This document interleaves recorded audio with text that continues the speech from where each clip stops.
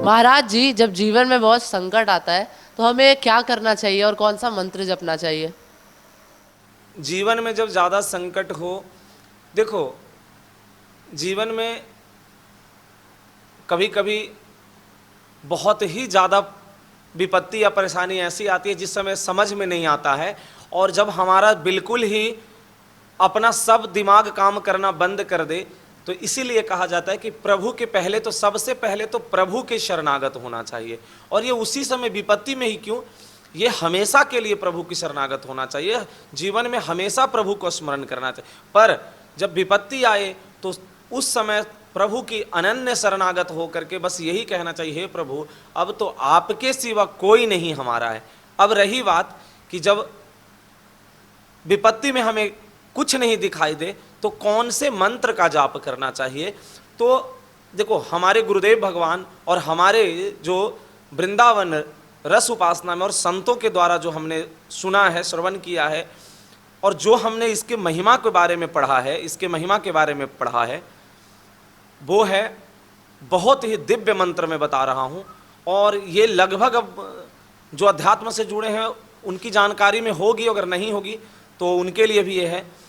कृष्णाय वासुदेवाय हरे परमात्मने प्रणतः क्लेशनाशाय गोविंदाय नमो नमः।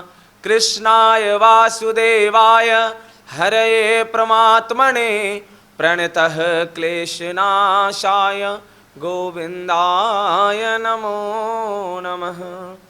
अगर कोई इस मंत्र का जो परिस्थिति, जो संकट बना है, उसके निवृत्ति के लिए, उसका निवृत्ति के लिए इसको स्मरण करे और इस मंत्र का निरंतर जाप करना शुरू कर दे। जैसे कोई बीमार है, उसके पास बैठ करके इस मंत्र का जाप करे तो बहुत जल्दी लाभ मिलता है, बहुत जल्दी। और ये बहुत ही मतलब इतनी दिव्य और शक्तिशाली ये मंत्र है कि ये प्रयोग भी किया हुआ है। ये ऐसे तो कई संतों के द्वारा ये प्रमाणित है, पर ऐसे हमने अपने भी जीवन में इसका प्रयोग किया है कई बार। ये बहुत जल्दी, मतलब जैसे शरीर की कोई कष्ट निवृत्ति हो, परिवारजनों की कोई कष्ट निवृत्ति हो, उसमें इसका जरूर पाठ करना चाहिए और निरंतर इसका जाप करें बैठ करके, तो ये बहुत जल्दी लाभ देता है, बहुत जल्दी लाभ देता है। अगर घर में अनिष्ट ही अनिष्ट हो रहा है तो इससे क्या हम पितृदोष मान ले सकते हैं? घर में अनिष्ट हो रहा है तो पितृदोष मान ले? नहीं, ऐसा क्यों? ऐसा क्या है कि हम सिर्फ खाली पितृ के ही दोष माने? हमारी अपनी प्रारब्ध क्यों नहीं उसमें है? पितृदोष होता है, पितृदोष है, पर वो पितृदोष कितनी प्रमाणित है और कितना आपको प्रकार के कष्ट। देखो, जो जीव यहां से चला गया, तो जो जीव चला जाता है तो वो जीव तो इस शरीर को छोड़ करके चला गया। अब वो नए शरीर धारण कर लिया, वो आत्मा या उसकी कोई भी हो, चाहे किसी अन्य जीव में गया हो या मनुष्य जीव में ही, अगर उसकी अच्छी रही किया हुआ कर्म तो उसको मनुष्य जन्म मिलेगा या स्वर्ग आदि मिलेगा। पर अगर उसको और भी कोई जीव का में प्रवेश करता है, कोई जीव में वो जाता है, तो फिर उसको आप मतलब कुछ दे करके या कर करके, हाँ, उसका उद्धार कर सकते हैं, आप उसका उत्थान कर सकते हैं। पर पितृदोष कह करके हम इसको अपने कर्म को ये ना करें, क्योंकि जो आपका प्रारब्ध है वो आपको ज्यादा आपको दंड देता है, आपके किए हुए कर्म ही आपको दंड देता है। तो आप ऐसे कैसे कहेंगे कि पितृदोष की वजह से हमारे घर में संकट या परेशानी या हमारे दुख या विपत्ति आ रही है? नहीं, पितृदोष की वजह से नहीं हो सकता। यह आपका अपना कर्म जो है वो आपको दंड देता है, और आपकी प्रारब्ध जो है वो आपको दंड देता है, और वो आपको भोगना पड़ता है। अब प्रारब्ध जो है वो कोई अभी का तो सिर्फ है नहीं, कई जन्मों का प्रारब्ध है।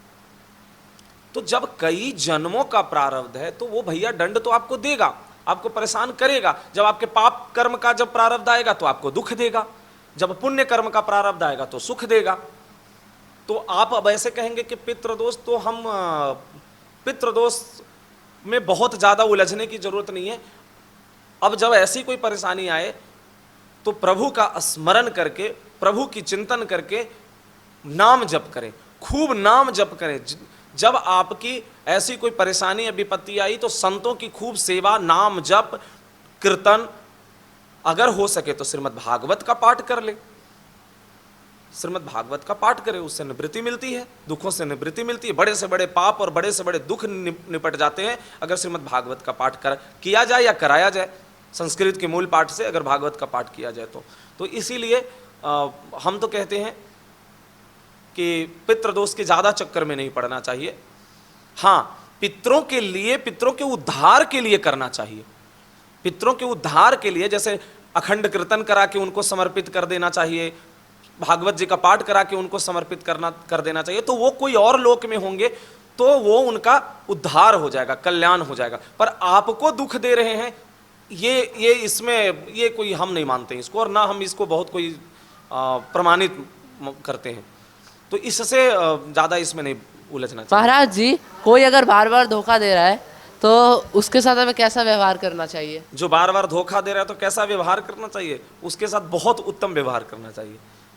कैसे उत्तम व्यवहार करना चाहिए कि देखो, वो धोखा जो दे रहा है वो तुम्हारा प्रारब्ध ही तुमको धोखा दे रहा है, कोई और नहीं है। कोई ना कोई रूप में जो तुम्हारा पहले का ही कर्म जो होता है वो आकर के दंड देता है। वो किसी के शरीर के द्वारा करा सकता है, किसी जीव के द्वारा करा सकता है, बस फर्क इतने हैं। जैसे कि उदाहरण भी है, अब कोई पूर्व जन्म में बहुत आप किसी को बहुत प्रताड़ित करते हैं, बहुत दुख देते हैं, तो वो पुत्र रूप में आपको आकर के बहुत क्लेश देता है। आप कई ऐसे सुने हो कि माता पिता को पुत्र बहुत बहुत पिटाई करता है, मारता है, ऐसा। तो वो और कोई ऐसे जीव होता है, किसी का पुत्र बहुत उसको सुख पहुंचाता है, बहुत उसको मतलब इतना सुख देता है, जैसे लोग कहते हैं कि देखो कितना अपने माँ बाप का सेवा करता है। तो क्यों? क्योंकि उसने पूर्व जन्म में उसका कोई ऐसा संबंध रहा जो उससे उसको सुख पहुंचा, उसी का वो जो है कर्ज उतारने के लिए वो पुत्र बन करके उसका सेवा करता है।